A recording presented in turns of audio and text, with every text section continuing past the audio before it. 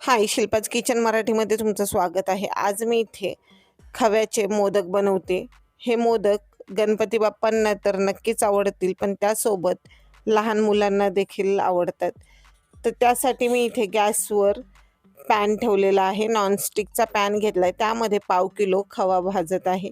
हा परतलेलाच खवा आहे, पण मी इथे थोडंसं आणखीन परतते. गॅसची फ्लेम स्लो ठेवली. खवा परतत असतानाच मी यामध्ये 2 चमचे केसरचं दूध टाकत आहे.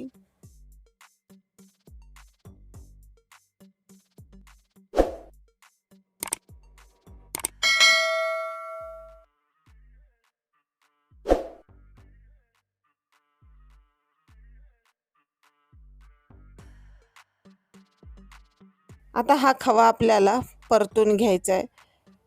तर आता तुम्ही म्हणताल की खवा परतला कसं समजायचं? जेव्हा हा खवा या पॅनला सोडायला लागतो, म्हणजे गोळा तयार व्हायला लागतो, तेव्हा हा खवा आपला परतून झाला असं समजायचं. तर इथे आपला खवा परतून झालेला आहे. तो मी एका प्लेटमध्ये काढते. हा परतलेला खवा आपल्याला थंड करून घ्यायचा आहे. थंड झालेल्या खव्यात आपल्याला पिठी साखर मिक्स करायची. तुम्हाला हवंय तर परतलेला हा खवा थंड झाल्यावर खवा आणि पिठी साखर दोन्हीही मिक्सरला फिरवून घेऊ शकता. मिक्सर बंद चालू करून हे मिश्रण आपल्याला फिरवून घ्यायचं आहे, पण जास्त फिरवायचं नाही, नाहीतर मग मिश्रण चुई होईल. जोपर्यंत असा गोळा तयार होतो ना, तिथपर्यंतच मिक्सरला फिरवायचं. जास्त फिरवलं तर ते मिश्रण पातळ होईल आणि चुई होईल. तर इथे मी साखर मिक्स केलेली आहे.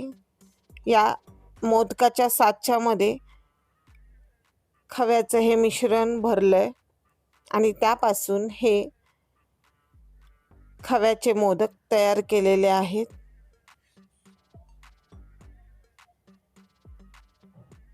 तर इथे माझे ना 22-23 खव्याचे मोदक तयार झालेत. आपले हे खव्याचे मोदक तुम्हाला कसे वाटले ते मला कमेंटमध्ये सांगा. जर आवडले असतील तर व्हिडिओला लाईक, शेअर आणि चॅनलला सबस्क्राईब करायला विसरू नका. आणि हां, स्वतःची काळजी देखील घ्यायला विसरू नका.